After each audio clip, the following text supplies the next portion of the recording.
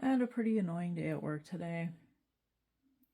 It's usually mostly stressful just because it's pretty physical for me, anyway. I'm old now. But normally, we're left alone to do our work. Today, though, our usual supervisor wasn't there, so we had a stand in who really likes to micromanage, among other things. And I was kind of feeling like a migraine lingering in the background when I first got up to go to work anyway. So, when you have pain and stuff like that, you just always, well, maybe not some people, but for me, it just kind of definitely affects my mood. It's hard for me to really engage in a joyful and friendly way. So it already started off kind of, not the greatest. And then it was extra busy and stuff like that for stuff that was going on. So, yeah, just kind of got me kind of grumpy, which is why I guess I settled on that verse that I read in my short, which was 2 Corinthians 12:9. I really love that popular passage in Corinthians about, love, all about love, and love never fails. In fact, I got to do the reading at my brother's wedding, and it was, it was that one, and I really love that one. So, but I was going to pull for that one for Valentine's Day, and then, I don't know, I guess I settled on this other one, this 2 Corinthians 12:9, just because I was feeling grumpy and being more annoyed by things than I would like to. I'll read that passage here now to end this video. And he has said to me, "My grace is sufficient for thee, for strength is made perfect in weakness.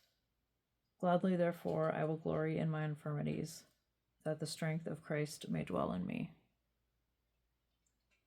And then, when I went to record this stuff, I was flipping through the Bible and opened it up to a book of the Bible I don't remember ever hearing about. And I was, in a Catholic Christian household my whole life and went to Catholic school. So I certainly have, had a lot of exposure, but have never actually read the Bible cover to cover. I've been started trying to do that, but there is some really creepy stuff in Genesis, so that wasn't stopping me from reading it, but definitely, in my opinion, for me, there seems to be a different God in the Old Testament than there is in the New Testament. So, I was like, I was listening to the Bible at night.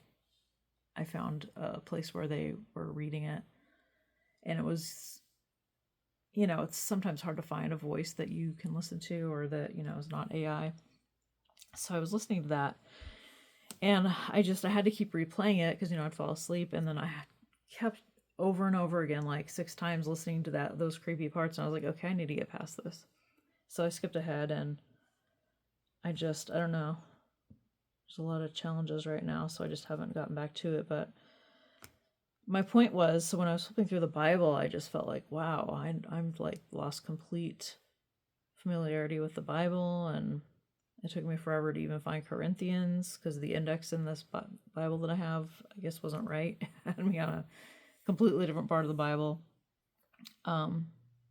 So definitely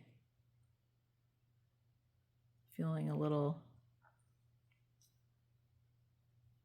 kind of, I don't know,